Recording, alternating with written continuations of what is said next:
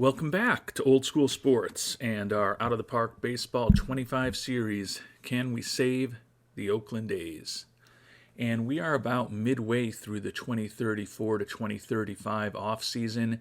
It has been a pretty eventful offseason already for the Oakland A's, especially compared to the last couple. We've been pretty active in the trade market the last few off seasons, and we were again this year, but haven't played as heavily in free agency until this current off season. So we are going to have a different looking roster next year, but it is still a roster that we think can be very competitive as we try to guide this team into the playoffs for a sixth time in the 7 seasons in 2035. We've got some pretty ambitious goals with ownership for this upcoming year, too. All they want us to do is win a championship, upgrade at second base, and we're hoping that the youngster Alejandro Landin getting a full year and also perhaps getting lucky in the development lab will enable him to be an upgrade over what him and Estrada provided at second base last year. And we also need to increase fan interest. We've dipped a point recently. We had peaked at 68, which had us in the blue. Now we're back in the green, but only have one pending departure that we think could still have a negative impact on fan interest. And that's the last of the original Oakland A's through our 11 years playing this playthrough, Mason Miller, who is still a free agent. I know several of you have commented over the past few episodes about bringing him back, Jeansy most recently, and there is still a part of me that wants to bring him back in a bullpen role. His contract demand has definitely gone down to just $2.4 million. Still looking for a guaranteed major league contract and a promised role in the starting rotation. I would conceivably over the next several weeks consider a reunion with him. I don't think we necessarily need it after some of the trades and free agency acquisitions we've already made this offseason.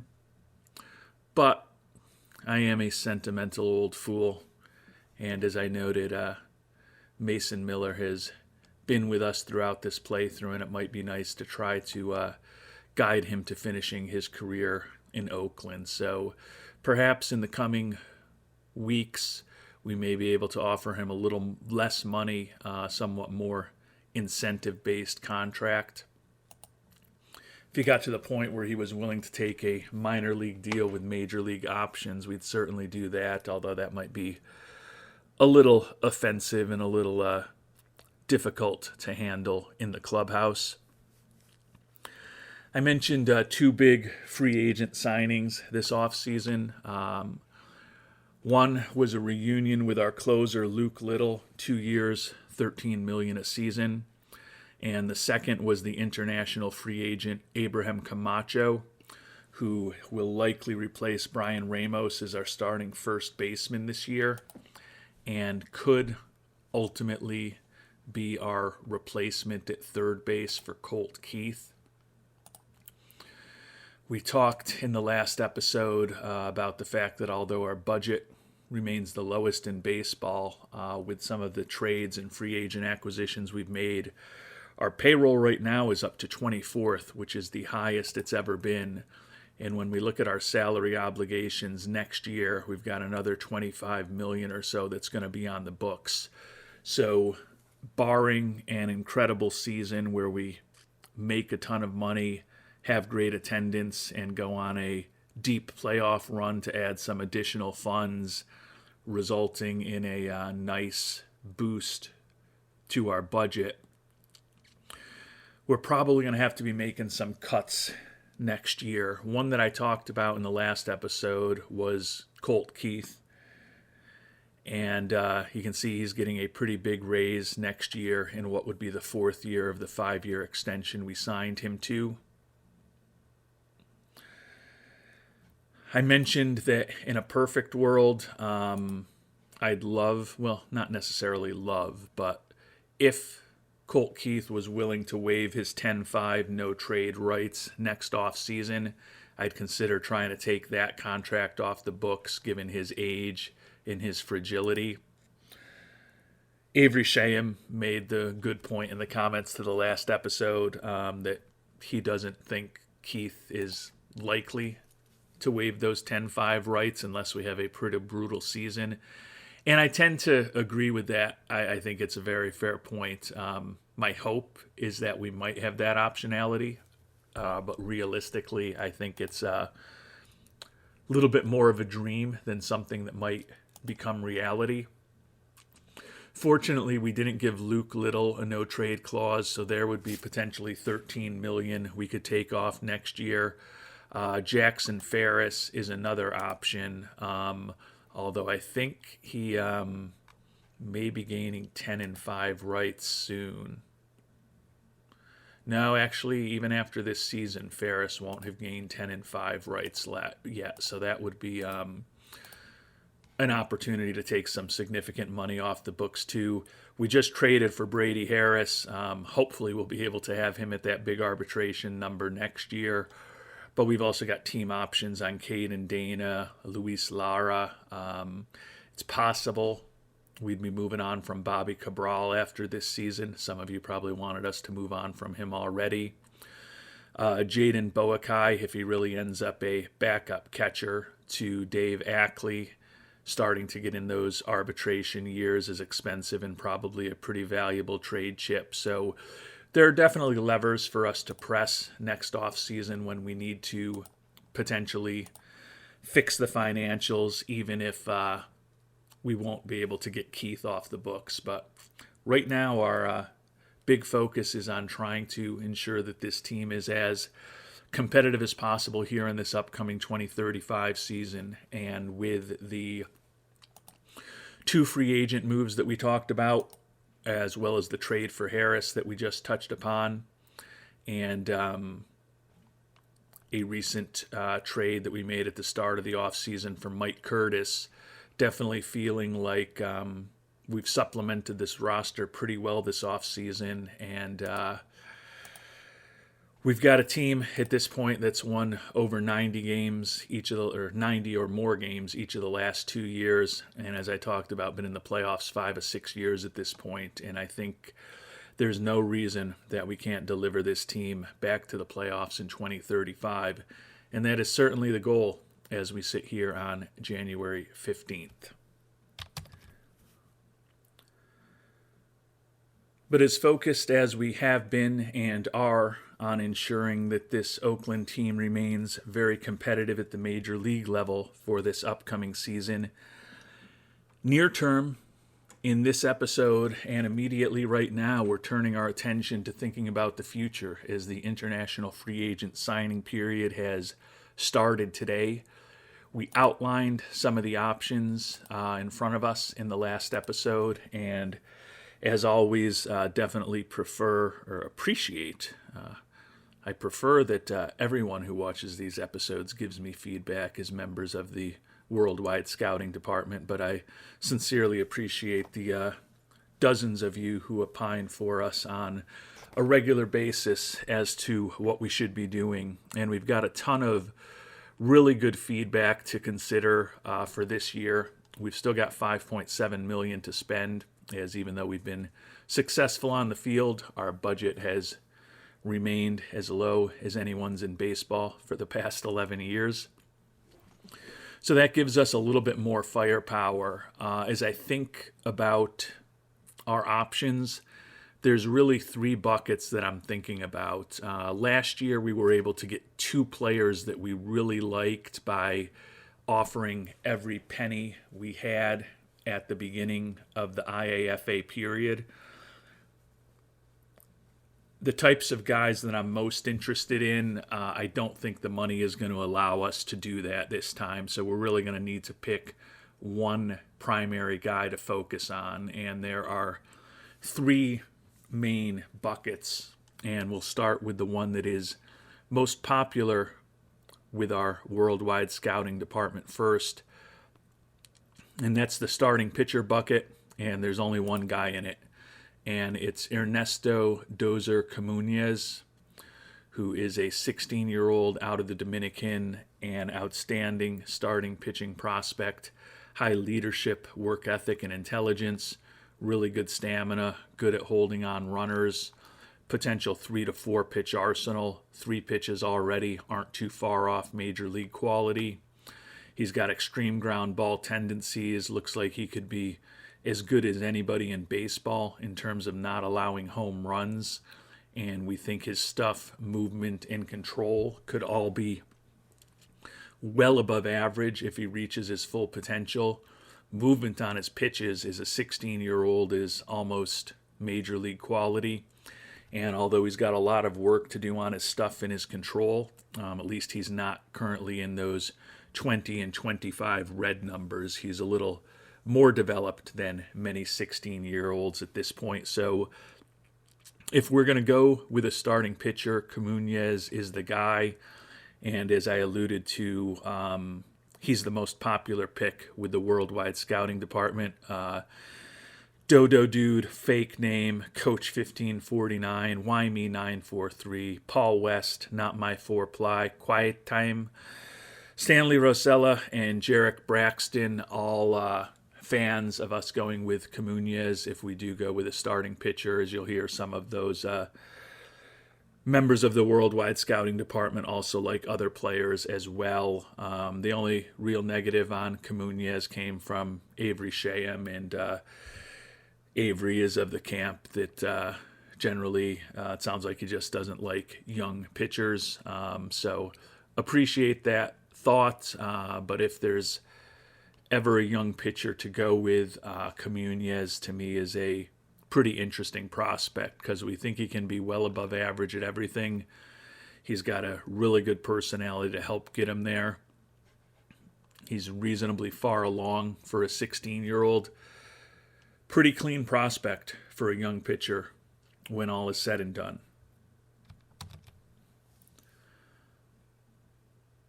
But there are 2 other buckets of players that we are considering here in the IAFA pool.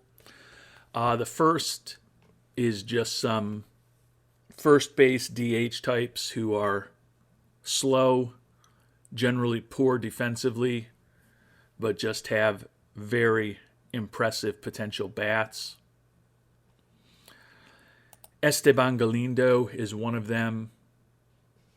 Mentioned the poor defense, the lack of speed, but he does have some good personality traits and potentially an excellent home run bat. Another that we like is Frank Andino. And Andino is someone who Coach 1549, Quiet Time, and Stanley Rosella all liked as well. Durable, a lot of positive personality traits, also very slow and very poor defensively, but potentially exceptional power with a really good eye. And I do like Vulture Andino more than I like Galindo. But my favorite of these first base DH types, and the favorite of most of the scouting department in this pool, is Ernesto Dangerous Sauceda. Eye is not quite as good as what we have with Andino, but the contact is much better. Also very slow, but he's the best of the 3 defensive first basemen, and honestly at 6'6" with that 45 range, he could be a pretty decent defensive first baseman. High adaptability and intelligence are positives, although the personality not quite as good as the great personalities of those first 2 first basemen we talked about. But durable as far as his injury proneness and a potential 70 contact, 75 power if he fully develops is very interesting to me. And Dodo Dude, Coach 1549, Why Me 943, Paul West, Quiet Time, Avery Shayam, and Stanley Rosella all liked Sauceda. And if we are going to go in that pure bat Sauceda to me is the direction to go. The 2.6 million he's looking for is exactly the same as Comunez, but with 5.2 million between the two of them, we can overbid a little bit, but I don't think it's enough of an overbid on both of them to ensure that we get them both. In fact, it probably just ensures that we get neither of them unless we go up to the full 4.75 to 5.7 million that most teams are going to have available to spend. So unfortunately, as cool as it would be to potentially have a Sauceda and Comunez duo this year in IAFA, I don't think that's realistic. And the last bucket of players that we're thinking about this year is middle infielders who are generally better defensively than those first basemen we looked at, but still in most cases not exceptional defensive players. Second baseman Lupe Lara was supported by Coach 1549 and YME 943, and there is a lot to like about him. An incredibly well-balanced bat. He's already at 30 or 35 in everything, and we think he can get up to 60 to 65 in every category. Great personality. He brings everything you'd want him to bring to the table except for high leadership. The defense is certainly not great for a second baseman. Could be a really good first baseman. Could also play left field. But if the bat fully develops, he'd play well as a first base or DH-man, especially with that switch hitting. A little more speed than some of the first basemen we looked at, but certainly not going to be blazing on the base paths. Lara, to me, is not the top guy among these middle infield types, but he does only have a demand of $900,000, so he could be an interesting guy to use as a supplemental pick with a bigger player as our primary target. Pentalio Cetino was supported by YME 943. Pretty interesting bat. Contact, gap power, and home run power, all well above average to excellent with a decent eye as well. The defense in the 40 range is a little disappointing. He's only 6 feet tall. Really a man without a position in a way. Certainly could play a more than competent first base. Does have high adaptability and work ethic. Another switch hitter. Older prospect. He's almost 18 years old at this point. I like Jumbo, but I like some of these other guys that we're going to talk about a little more. One of whom is Julio Mandujano. He was supported by Dodo Dude. High work ethic and intelligence. Another guy, okay-ish defensively. He can play second, third, short, first. Don't really want him in the outfield, though. I don't think other than first base, he's really going to play any position all that well. The turn double play rating is certainly not optimal for a second baseman, but the contact and the gap power combined with excellent speed is a really interesting combination.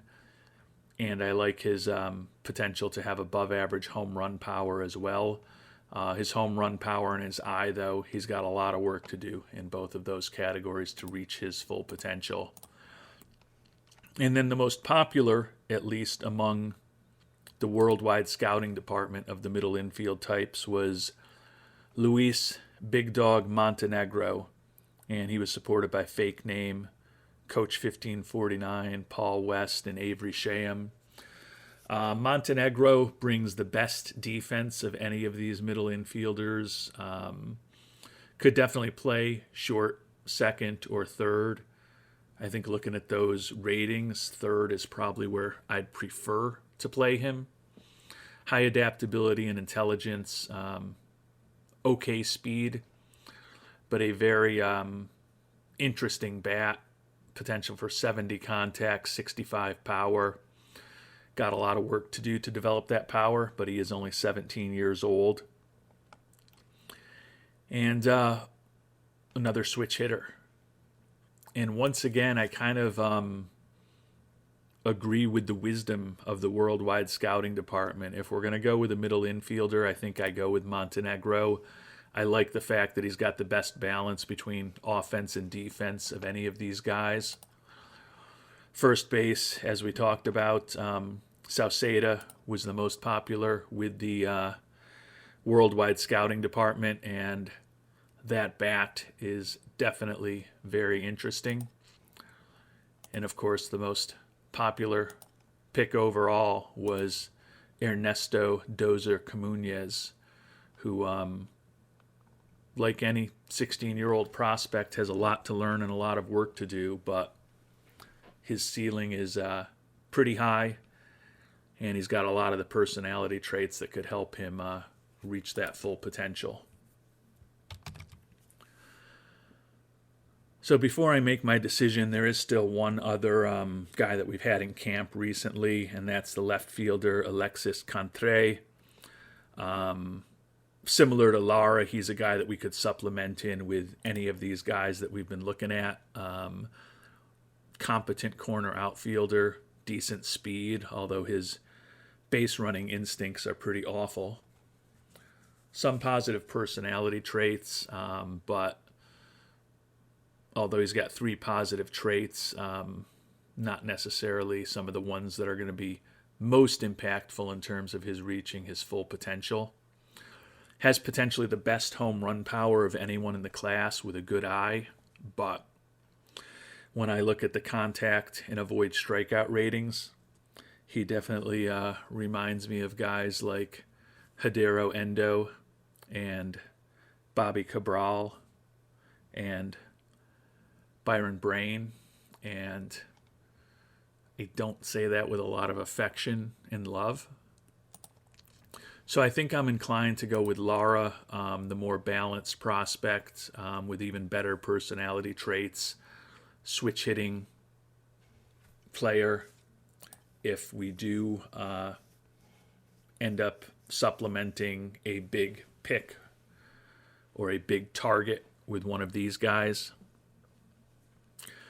And I am going to go with Lara as the secondary target for the start of this year's class. We're going to overbid on him, and we're going to overbid on the guy that we really like to try to just get them both locked up soon. Given that Lara is a much smaller ticket item than our number 2 guy last year, if things go really well and we lock up Lara and our primary target over the next week and a half, still could have $1 million-ish or so potentially to be able to add some supplemental players into the IAFA class this year. So Sauceda is just a potentially incredible bat who could be a really good defensive first baseman. Durable, out there every day. A lot to like with dangerous Sauceda. Montenegro, also a very impressive bat for the big dog. Like that he is the best defensive player that we've talked about, and honestly has a little bit more speed than a lot of the guys that we've talked about, although his speed is nothing special.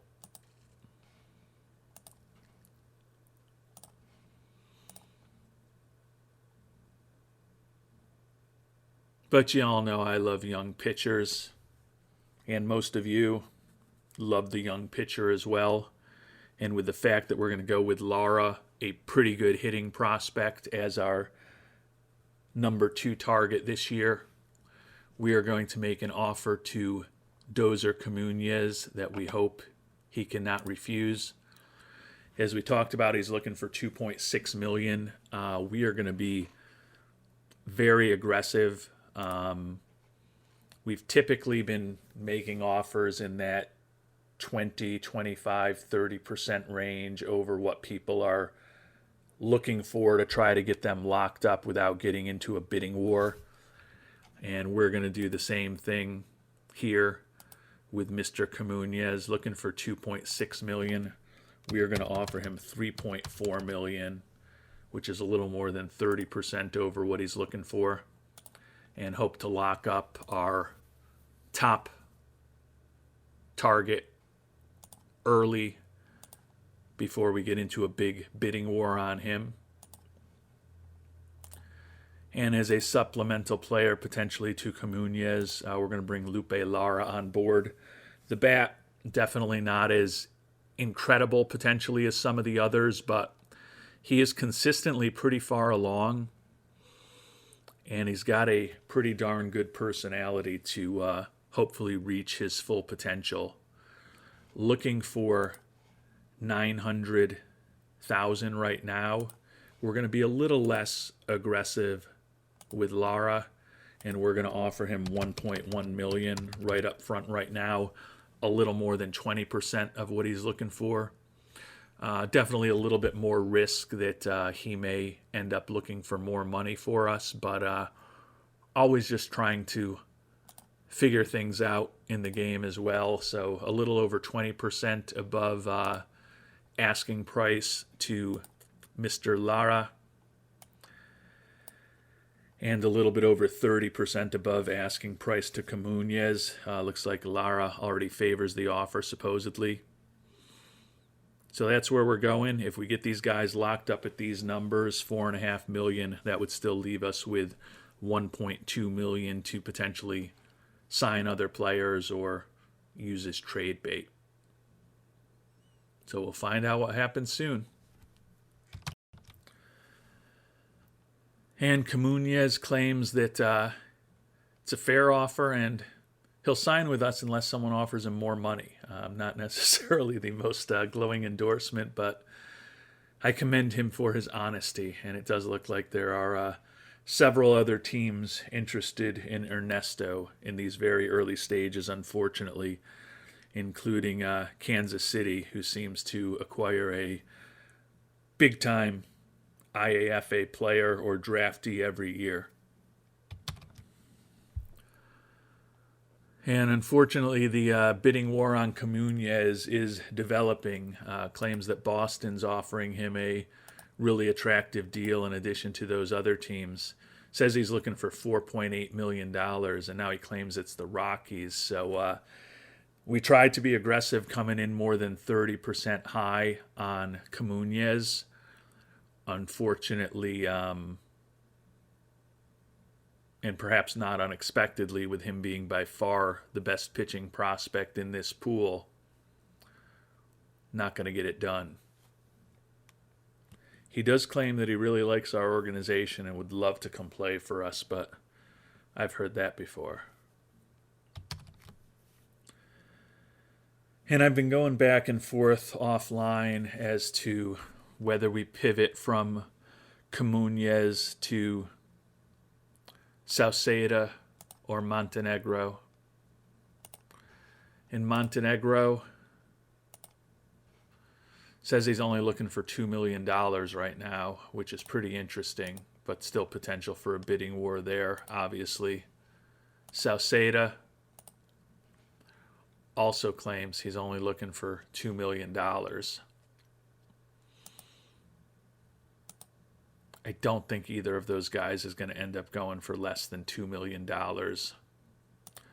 But it's pretty tempting to pivot to those two, because you can argue if things worked out perfectly with the numbers they're looking for and what we've offered to Lara, there's a path to Lara, Sauceda, and Montenegro being the class. I think the probability of it happening is almost zero, but it's not non-existent. I think we probably get Lara for the 1.1 million we've offered him, and that leaves us with 4.6 million.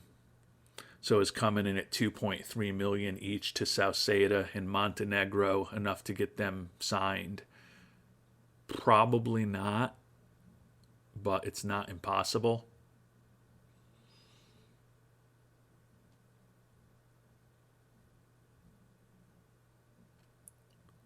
But I'm going to make at least one viewer very upset with me right now. And that's a guy who's a fan of both Montenegro and Sauceda, who doesn't like young pitching, and Avery Shayam. And we are actually going to withdraw our offer from Lupe Lara to upset him. So we're going to have no chance at getting him. And we're going hard at Comunez, the pitcher. Says he's looking for $4.8 million. We're going to meet that demand. Ooh, and now he is playing games with us. We're offering him $5 million though. It'll leave us only $700,000, so we'll certainly be playing at the lower end of the market.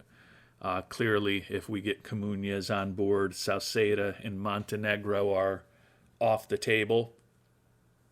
Lara's off the table because he's angry that we withdrew an offer from him, as he should be. So we're pretty much committed to needing to get Comunez at this point. Hopefully we'll get him for the $5 million, but it may be a situation where we spend every penny we have available on him this offseason and hope that that gets it done. Hopefully it won't come to that, though. And we did get our man for $5 million. The excellent young starting pitching prospect, Ernesto Comunez. Dozer signed for $5 million, and in the complex, he'll probably spend a year or two there.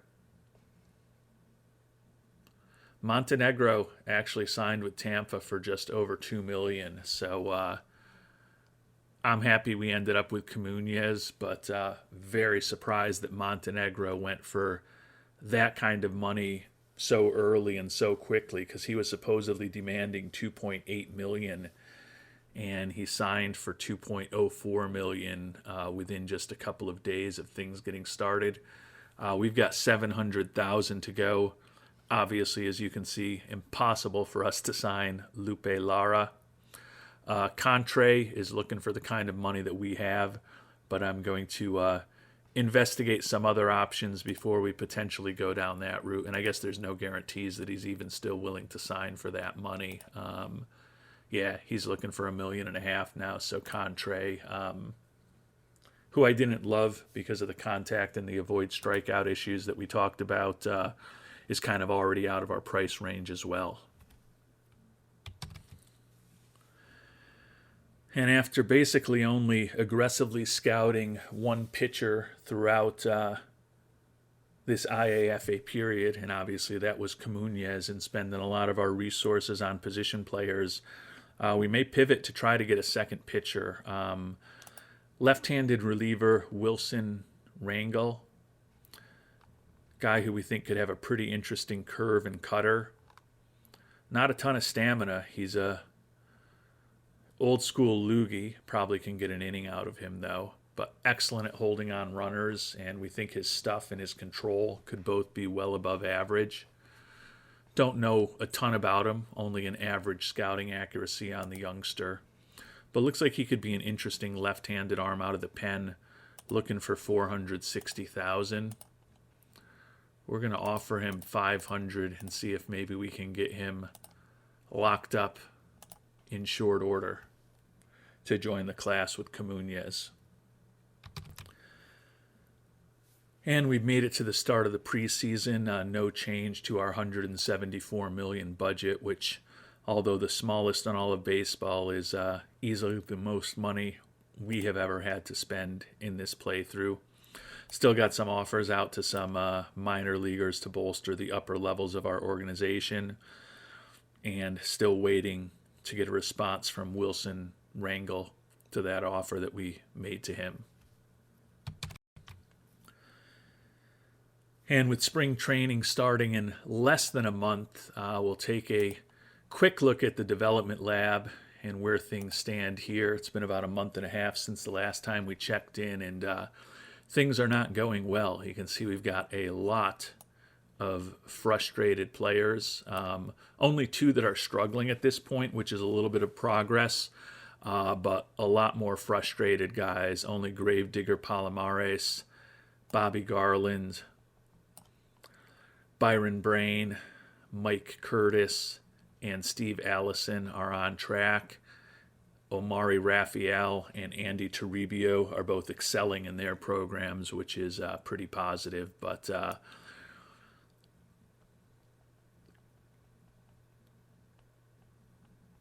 looks like close to a dozen frustrated guys, which is certainly not optimal, but 4 to 5 weeks left for hopefully some improvement to take place and the potential success of these 20 programs that we're running this off season. And for those of you wondering about Mason Miller as we move forward a week and a half or so, his contract demand has actually gone up to $3.4 million. Still wants a spot in the starting rotation, so doesn't seem like we are getting any closer to a potential extension of our long-term relationship with Mr. Miller. And we did get the left-handed reliever Wilson Rangel signed for the $500,000 that we offered to him. I think there's definitely some potential here. Not a personality that looks like it's going to increase or decrease his chances of success in reaching his full potential, but if he fully developed, he'd be a real interesting left-handed reliever. Now, the odds of a 16-year-old with a middling personality fully developing are pretty low, but it's one more guy in the mix that we can hope and dream about. And with $200,000 left to spend, we are going to make what we hope will be our final offer, especially if it's ultimately accepted. Before we do that, though, check in on some of the other guys that we were looking at. Second baseman Mandujano, who was not on the top of our list, went for $5.23 million, so a pretty big price there. Andino went for almost $5 million. Still waiting to see what happens with Sauceda, though. I'm guessing he's up there in terms of what he's looking for.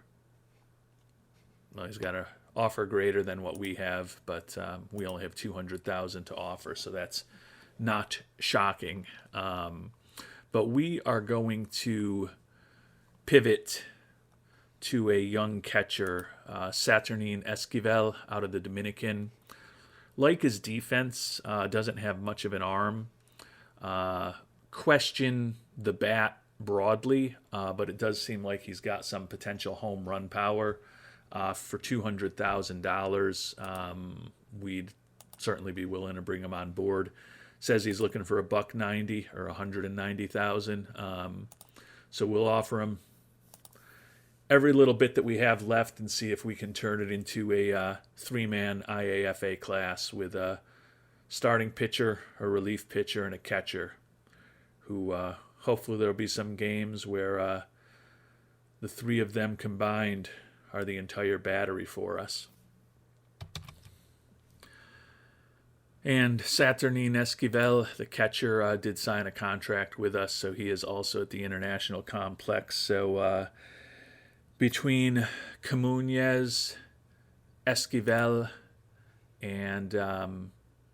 Rangel, we have used every penny that we had in IAFA this year, and hopefully added a future ace and maybe a really nice arm to our bullpen and a backup catcher into our organization.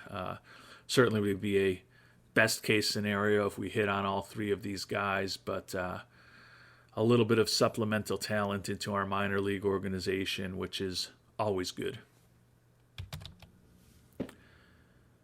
And we are going to at least engage with our old friend Mason Miller. He's looking at this point for only $2 million, but he still wants a guaranteed major league contract. I don't think he's going to like what we're offering him. We're offering him a minor league deal with major league options. We'll give him $1 million if he's on the major league roster, and he's got the potential to earn another $1 million to get to that $2 million, but he'll need to get to 160 innings pitched, given that we don't envision him as a starter. That's almost impossible. and the other $500,000 can be earned by winning a Cy Young award and being named to the All-Star team. So realistically, it's a $1 million contract for Mason Miller, and there's no guarantee that it even kicks in since it's a minor league contract with major league options. I don't think he's going to go for it, but we wanted to at least see what he's thinking at this point. And he doesn't want us to insult him with a minor league offer. He wants $2 million. He wants a guaranteed spot in the starting rotation. So we've made it to February 3rd, and there's not a ton of demand for Miller, but he's a proud man and still looking for what he wants at this point. And we've made it to the start of spring training. Mason Miller is one of the few guys still on the market who is still looking for a major league contract. So I think that still means that we are unlikely to have a reunion with Mr. Miller at this point. Probably will look at this juncture to add a few additional players into our organization. Batter-wise, not any necessary difference makers out there, but certainly some talent that could help in our AA and AAA teams available. Some guys with some good personalities as well, including our former catcher from years ago as our backup catcher, Pablo Aliendo. We will, tomorrow, I believe, be finding out exactly what happened in the development lab. With 1 day to go, things are a little better. And this will be a cliffhanger for you. I'm not going to move the day ahead. We'll talk about all of this in the next episode. But Arturo Uresti looks on track. Josh Mangano looks on track. Omari Raphael continues to excel. Taribo on track. Mike Curtis also excelling. Bobby Garland on track. Gravedigger Palomares now excelling. Dave Ackley and Jason DeCaro both on track, but we still have some struggles. Levi Sterling still struggling with his movement. Andres Vigo, the youngster, still struggling to generate bat speed. And then a lot of frustrated guys as well. Jeremy Scholl, unfortunately, also struggling with secondary pitch improvement. So we will find out the results to all of these forays into the development lab in our next episode. Hopefully we'll do a little better than we anticipate right now.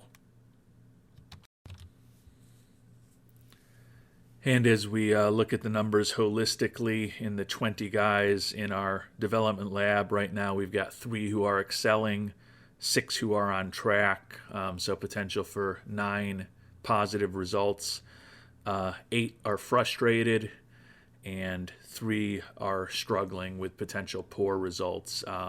I do expect our success rate to be a little lower with this expanded 20-person development lab, since we are trying to just gather as much data as possible. And I haven't had a lot of luck in previous development labs with guys and their teenagers when I've tried, but I want to just continue putting some of them through each year to get a little bit more of an understanding of what works and what doesn't work, kind of add to the Excel file that I'll be keeping to kind of track how the different programs work over time, what ages and personality traits and gaps between current and potential ratings generally lead to more and less success in the different programs. So we will spend a lot of time talking about the development lab results next time around. And we're also going to get into spring training as we're playing against the Royals on opening day in spring training. And we're only about 5 weeks away from opening day for this 2035 season.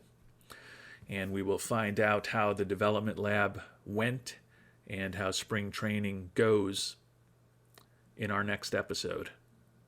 Until then, Thanks so much for watching, and hope you have a great day.